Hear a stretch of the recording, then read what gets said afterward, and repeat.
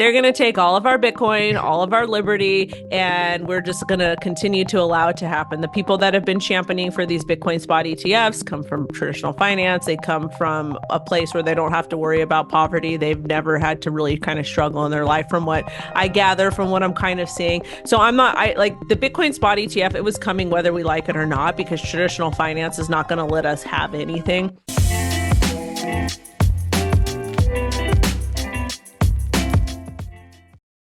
This content is brought to you by Uphold, which is a great crypto platform that I've been using since 2018. Uphold has all the top cryptocurrencies, Bitcoin and all the altcoins. In fact, they have 260 plus cryptocurrencies on their platform. You can also trade precious metals, stablecoins, and 37 fiat currencies. In addition, they are available in over 150 countries. And this platform is fully reserved. They do audits, so you can trust that your funds are safe, no commingling, no lending out your funds. If you'd like to learn more about Uphold, please visit the link in the description. Welcome to the Thinking Crypto podcast, the Crypto Water Cooler series. This is episode 9, and with me today is probably a guest I don't have to introduce, but I will for those who don't know, and that is Wendy from the Crypto Wendy O Show. Wendy, great to have you on. Thank you so much for having me. I'm super excited to talk to you. We've got some great topics, and yeah, let's get into it. Well, Wendy, we got to talk Bitcoin. I mean, 52,000, it pumped through 52. I know there's a little bit of a pullback now. I would love to get your take on where you think things may be going, because you have the bullish scenario, with the narrative of the ETFs and the halvings around the corner, and this time is different. But I look at the Fibonacci model, I look at the Elliott wave counts, and I'm like, oh, hold on a sec. What do you think? So me personally, we are like, I still believe we're in a bull run, but we're in the very early stages of the bull run. And of course, this narrative with this cycle is all around the Bitcoin spot ETF, which I have a lot of thoughts and opinions about it, which are not popular with a lot of people, but I don't care. I'm going to speak my mind on it. So as far as getting some sort of pullback, I can see that happening. But at the same time, I would rather just stay in my current position and kind of watch things right up. A lot of people are freaking out. I think today we had the pullback from, I think it was 53 back down to around 51. And people are like, oh my God, oh my God. But really, when you zoom out and you look at the long term, we're extremely bullish and it's very exciting. I mean, people want to take little short scalps here or there. That's their business. But at the same time, like, why do you want to trade against the trend? Yeah, absolutely. I'm in agreement with you. And I'm looking from a macro as well. I'm looking for the new all-time high in 2025, blow off top, taking profits, walking away with a nice set of cash, and be able to, give myself financial freedom. With the halving coming around, and, we could break that 69,000 previous all-time high. Do you think that happens around the halving or later in the year? Me personally, I'm going to be a little bit more cautious. I'm going to say that it happens after the halving, but that's not saying that I'm bearish. I just don't want to put a whole lot of pressure on Bitcoin to do something, and to my audience also, because let's face it, like if we looked at the previous price action before, we didn't really break all-time high prior to the halving. We waited until after, but again, that was when we were still operating on a 4-year cycle, which we are to an extent, but now we're in this whole new scenario where we have TradFi that is publicly stating that they're in crypto. And I think BlackRock and Fidelity, they're holding approximately 191,000 Bitcoin now. And so I am very bullish. I'm very confident that we will break all-time high. I just don't think that we should rush things. Like, people are making money. A lot of us that have been in the industry, we've been accumulating, we've been managing our positions properly. So I just feel like we should just take a step back. If people want to take a look at alts and have fun with that, cool. But there's no need to rush things. The market doesn't care about you, doesn't care about me. So let's just chill. That is great advice. Now, you said you had a hot take on these ETFs. What are you thinking? Tell us about it. They're going to take all of our Bitcoin, all of our liberty, and we're just going to continue to allow it to happen. The people that have been championing for these Bitcoin spot ETFs come from traditional finance. They come from a place where they don't have to worry about poverty. They've never had to really kind of struggle in their life, from what I gather, from what I'm kind of seeing. So I like the Bitcoin spot ETF, it was coming whether we like it or not, because traditional finance is not going to let us have anything, especially the public servants. And me personally, I just been telling my audience the same exact thing. Cool, we have the Bitcoin spot ETF. I'm going to grift as ethically as possible. And that simply means if I could get a tax advantage by investing in the Bitcoin spot ETF, cool, I'll diversify there. If Bitcoin goes up high and I can make a lot of money on that, great. I'm going to grift ethically within that too. I'm going to take profit and, do the same thing that all of traditional finance is doing and that the elite are doing. There's no reason why I shouldn't be able to do what they're doing and why you guys can't either. Pay your taxes though, even though they're a Yeah. scam. So look, I have very similar thoughts. It's a double-edged sword, right? I think the government loves that Bitcoin is going into an ETF wrapper where it's now under securities or equities, right? They can easily track every amount of Bitcoin that's in those ETFs because BlackRock, Fidelity all have to file with the SEC. So I feel it, like you were saying, this is kind of the Elizabeth Warren plan, right? Send it to Wall Street. I don't like self-custody. I don't like that you can self-custody. And I think that's what's happening, but it's bringing awareness and there's a ton of capital flowing into these ETFs. So it's the double-edged sword. And I don't know how to process it, because I self-custody. So I don't know. Yeah, I mean, I was just covering a story today. I believe it happened in 1933, where basically all of the gold, if you owned gold, it got confiscated or you had to turn it in, and that's kind of what's happening, but on a different scale. Yeah, you're right. Now, since I brought up Elizabeth Warren, what do you think about Attorney John Deaton, who's been a champion I for adore John. I going didn't mean after to cut you Elizabeth? off, but I adore John. He's a friend of my channel. He's always been very kind to me, very nice to me, and I'm very happy to see somebody who comes from a place of where I've came from that has been able to thrive by Mm. doing the right thing.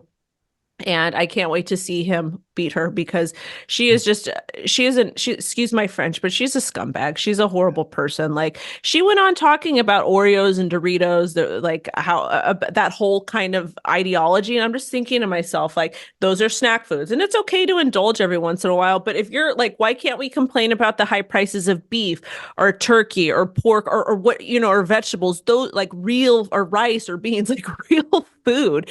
That's not real food. Yeah, it does stink that, we're seeing a little bit of shrinkage and prices are high. But at the same time, I'm more concerned about healthy food for me and my family. Like those are a luxury. Like when I grew up very poor. So having Doritos or having Oreos, that's kind of like a luxury to me. That should not be what type of food she's talking about, upset about. I think she's a horrible person. I don't think she has the best interest of the American people. And unfortunately, the particular party that she's affiliated with, they talk about, social equality and inclusion, et cetera. But based off of their actions, I really think that, really think we're all going to be equally oppressed. Yeah. Look, before crypto, man, crypto opened my eyes a lot to what's happening in politics and government and how money works and how to invest. Before crypto, I thought Elizabeth Warren was this grand champion of the people and she's for this rights and that rights. And then now I'm seeing her for what she is. Crypto has removed that veil and it's like she's one of the most corrupt politicians ever. She pretends to be like she's against the banks, but she's not. And it's unbelievable. And look, maybe she's a great marketer, maybe because of all these like grandstanding optics things that she does, right? I'm gonna attack Doritos or whatever. That it blinds people to the facts, what she's doing behind the scenes. Yeah, no, I definitely agree with that. And it's just very unfortunate because these people they're supposed to serve the public and they have these long terms and it's just getting to a point where it's ridiculous. And I feel like Americans we're just so dissociated from everything and we're so used to relying on other people to do things for us. And it's just unfortunate because there are some real social issues that do exist in America, but at the same time, you're attacking an industry that essentially removes a lot of those social issues. And I'm a very firm believer of if people have access to more money, they have access to better products and services. And gosh forbid you're in a state where they don't allow something, and you do need to obtain that. You have enough money to go ahead and get that service or product. That's the way that my mind works. I want to encourage people to make money ethically. I want to encourage people to think for themselves and to do what's best for you and for them and their families. And it's just very unfortunate that we seem to be so divided on so many different things. And that does, and with me personally, yes, I know that those things do exist in some areas. But at the same time, like we really have to figure out what's going to be in the best interest. Because if we don't have access to money, then we don't have access to good products or services. And then we can't give our children good educations. And then we also can't give back to our local communities. Yeah, absolutely. Now, since on the topic of Elizabeth Warren and the Biden administration, we saw something very interesting. I believe it was like a week and a half ago. Janet Yellen went before the House and said it's time for Congress to pass regulations. Now, this is a multifaceted topic in question here, because one, could we potentially see the Biden administration do a 180 because they want votes and they want the campaign donations in the crypto industry? There's a bunch of PACs that got millions of dollars in it. And two, is it time, the fact that Janet Yellen is coming out and saying, pass the regulations? We got 2 bills in the House, 2 bills in the Senate. Is it time that they want to do this once again for the election? What are your thoughts on that? I mean, is it really her role to press for this type of regulation? Shouldn't she be focused on other things? I feel like we have so many different government agencies and they all have their hands in one small cookie jar, and we're doing too much. Like, to me personally, like crypto has its problems. It's not perfect, but at the same time, it's like I've been in this industry since end of 2017. There's people that have been in a lot longer than me, but I remember all of the hearings, the committee hearings and the Senate hearings and all of those things. And it's like, if you guys really cared so much about protecting retail and coming up with a system that was fair and lawful for everybody, like regulations or any type, just guidelines, why didn't you do it then? Like Hester Peirce came out with Harbor, I believe it's Harbor Safety Harbor, 2.0. And why didn't we enact that? Like that would have stopped the crypto contagion. Why didn't we do what Japan did? Mount Gox went down in Japan. What did Japan do? They says, you know what? This was a really bad thing. So if you want to be a crypto exchange, you need to segregate against customer funds. Why weren't we doing some of those basic protections? Yeah. And part of it, I was listening to Raoul Pal, macro investor, and I think his thesis makes sense. Part of this, it goes back to the Treasury and the Fed. It's not even so much Biden, but rather the people who control the money. They are so afraid because they can't put a pulse on this. They don't control the stablecoin market. They don't control the crypto assets. And it goes back to the ETF thing. When you have fiat leaving, going into these other instruments, right? And it could move around the world instantaneously. That's a problem for them because they control the money printer. They control the flow of money throughout the economy, the velocity of money. And it's a bit of economics. And I think he's right, but he may not be. That's part of this. And this is why Gensler feels like he can do whatever, because who cares? Nobody's going to fire him, even though we all kick and scream and we curse him out and everything, right? What do you think about that? No, it's another unfortunate series of events that's happening. Like, I understand that there's people that are in power when it does come to our money, but realistically, like, you're still going to be able to tax people. Like, it's all transparent. It's not, that's the thing though, is like, we say that crypto is full of bad people, but at the same time, law enforcement's job is to catch bad people. And the best way you can catch bad people is when they leave a trail. Yeah. And with crypto, if you're not paying your taxes, if you're doing something illicit, you can track all of that.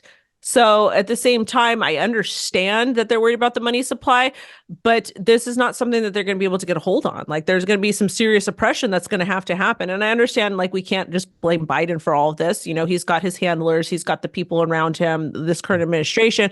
But at the same time, like, I really think the whole entire FTX thing was a psyop. I think that this was 100% planned. To really kind of, this is a story I always tell all the time. I go to the nail salon once a month to do like a mani-pedi.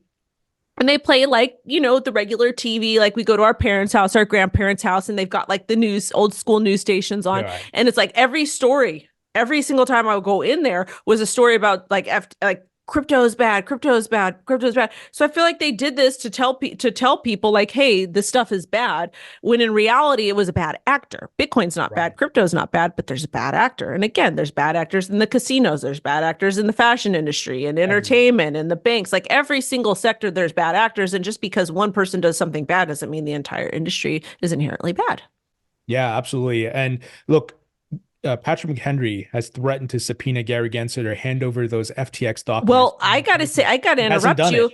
And that's my problem, is I keep seeing these public servants, even from the red side, we're going to do this, we're going to do that. And that's why I comment under her stuff. I'm like, when are we going to do this? Mm. How much longer is this going to take? Or is this a grift to get votes? Is this a grift because it's election season? Like, your job is to serve the public. We are demanding answers. Where are those answers? Yeah. And I'm hoping they act, man. I mean, we keep putting the pressure, but like you said, at the end of the day, they're politicians and they want votes, they want campaign donations. So we'll see if they actually do something. Yeah. Um, Now, speaking of the SEC, I don't know if you saw Prometheum was granted the ability to custody Ethereum. And of course, Aaron Kaplan, I had him on the podcast. He's echoing what Gary Gensler is saying. Digital asset security is a term Gary Gensler made up. What are your thoughts on Prometheum? We know there's been a whole slew of people talking about them and connections to the SEC and possibly getting favorable, approvals and so forth.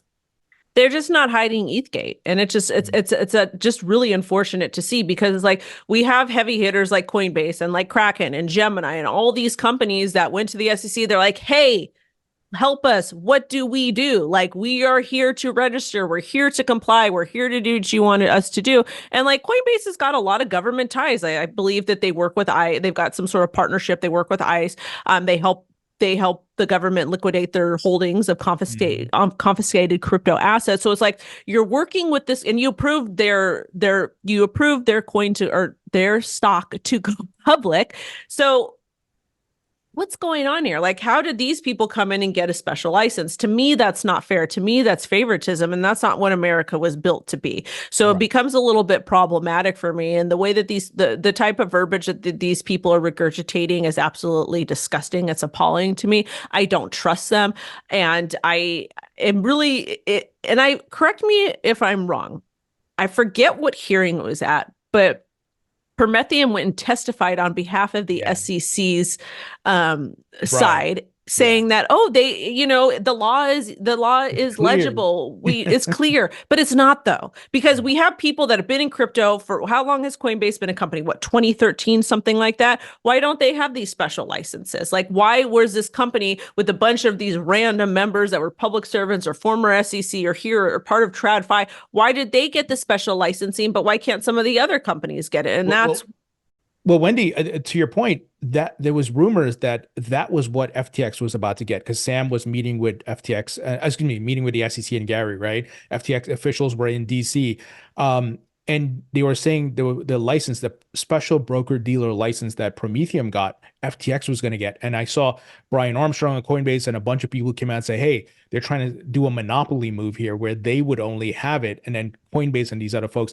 So to your point of a psyop, right? There was that type of deal was going to take place with FTX. And from the people I was talking to at a blockchain association, they said Sam was walking the halls of DC a lot. And, his parents has connections. So you just kind of see these things playing out. It's like, Gary's trying to pull something here, Yeah. So I think that special broker dealer license was also going to be given to FTX, the same one that was given to Prometheum. But the only thing, Prometheum, it's weird. They didn't even have a business launch yet, nothing up and running, and they were getting approvals, which is weird. So strange. No, I definitely think that that's why I think FTX was it was just all pre-planned. It really, really was. Like, especially if you look at the people that were behind everything, like, it's upsetting. And I just, way back in the day, we used to, civilizations, they used to kind of fight back, and we just are not doing that. We're just basically allowing all of our rights to dissolve in front of our eyes, but it is what it is. Yeah. All right. I want to ask you about Solana. It went down for 5 hours, yet the price keeps going. My thing, I've been telling people, look, this is a heavily backed VC token. I think some of it is artificially inflated. Don't get me wrong. Speculation exists for all tokens, but Solana, I don't trust this thing, and I'm not a long-term holder. I'm swing trading it, but what are your thoughts on what took place? So with Solana, like, there's been so many rumors about different things, especially with all the FTX ties. Like, like, a lot of these projects claim that they're centralized, but really, I think the only project that is truly decentralized is going to be Bitcoin. They do have aspects of decentralization to them, but the fact that you have to call a support team to fix things, or that doesn't really make it decentralized to me. But again, that's no shade at the team. It's no shade at the project in any way, shape, or form. There's a lot of hype. There's a lot of volume. People are making money on it. So I'm there. Like, I've got a moon bag of Solana that I held throughout the entire Same here. Yeah. Yeah, and then I added more. But I mean, personally, though, I don't, that this is the thing with me. I don't marry projects. I'm Right. here to make as much money as ethically as possible. Yes. And it's okay for me to swing or to scalp or to get in or to get out, those types of things. Right. But I just, I mean, time is going to tell if this is going to be around long term or what the deal is. I just know that TikTok is excited about it. We have Phantom Wallet, which makes it very accessible to a lot of people, very similar to what we saw with Ethereum and when things were going crazy over TikTok. So I think that we'll see, I think this thing is definitely going to pump. As far as fundamentals go, I don't really care. I don't marry my bags. Yeah. Like, Me too. Yeah, like I'm diversified and I'll jump out, based on what's happening on the charts or if something cataclysmic is happening, right? I'll jump out. But yeah, and I hope people who are listening or watching this don't marry your bags. Don't be emotionally connected to tokens. it's called a moon bag. It's a very simple strategy. What happens is you have a trading or investing journal. You indicate how much disposable income you have. You understand that there's a 50-50 chance that you're going to make money or you're going to lose money. And I know people get mad at me when I say that, but I say it anyways. And then in addition to that, what ends up happening, why did my hand go up? Oh, Oh, I smacked my desk. Anyways, and you look at the fundamentals, you look at price action, and then once numbers starts going up, you pull profit, you remove initial investment enough to pay your taxes, and then you just keep it moving and you rinse and repeat. If you want to get back in the project again, great. But it's like you should not marry your bags because and just like with stocks too, you shouldn't marry your bags yes. in stocks or in traditional finance. There's always risks associated. It just takes one high level member of a brand or a company to do something unethical or illegal, and the company could go away Yeah. or dump. Yeah, absolutely. That's great advice. It's a hard truth, but you got to learn, right? People come in and they get so tied to these tokens, but you got to learn to disconnect your emotions from the tokens. Now, are we going to get an Ethereum spot ETF this year? What do you think? Yes. I think we are. I think we're going to get the Ethereum spot ETF because BlackRock is in the mix. These True. and now Prometheum too, that you mentioned it. They got this special license. They're going to be custodying the Ethereum, the digital asset security, all kinds of stuff. Like, why wouldn't we? Yeah, yeah. Well, it's funny because it's like I'm 50-50 just because I don't know what Gary's going to do and Elizabeth Warren, right? But look, I could be wrong. Maybe When do we find out who the president is? until November or sorry, December, I think it is. I Okay. can't remember. We'll see. I mean, we'll see. Maybe we'll get in 2025, but I'll call for this year. I mean, what are they going to do? Keep saying no? And people are big, why aren't you approving the Ethereum ETF? And then it's going to be interesting to see what other types of crypto assets, other altcoins are going to come into play. Yeah. All right. Final question here. Tell us about the Killer Whale show, which you're on, which is produced by CoinMarketCap.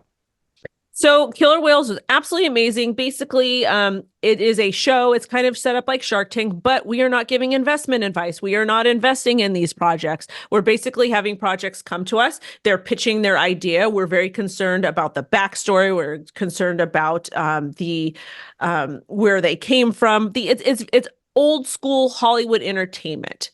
And it's basically allowing us and these crypto companies to kind of educate the audience on what crypto is, what NFTs are. Like, I was not allowed to say NFTs. I had to say digital collectible. And a lot of people are like, oh, you guys are whales and you guys are investing in it. No, we're not investing. We're just saying if we think the project is good or bad. That's all it is. Did it sink or did it swim?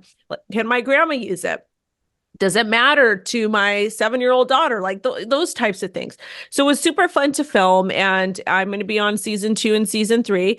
And I hope people enjoy it because we just announced that we're going to be streaming on Apple TV, I believe, Nice. middle of March. So I hope you guys enjoy it. If not, that's fine too. Thanks for watching because the more traction it gets, the more my numbers pump and then the more money I make. Well, I'm looking forward to seeing that. I saw Mooch is on there, a bunch of other people, the Altcoin Daily twins as well, or one of them. I don't know. Both of them are there, but like they're just I told them they need to wear name tags. I was telling Paul Yeah. Caslin, I was like, you need to have them wear name tags. Or like, they should make part of their brand. Like one wears a yellow hat, one wears a green hat. I don't know, something like that. So you can differentiate them. Yeah, it was fun. I hope you guys enjoy it. Wendy, thank you for joining me. Appreciate you. And folks, check out Wendy's YouTube channel, and she's on TikTok and every platform imaginable. So thank you, Wendy. Thank you so much for having me.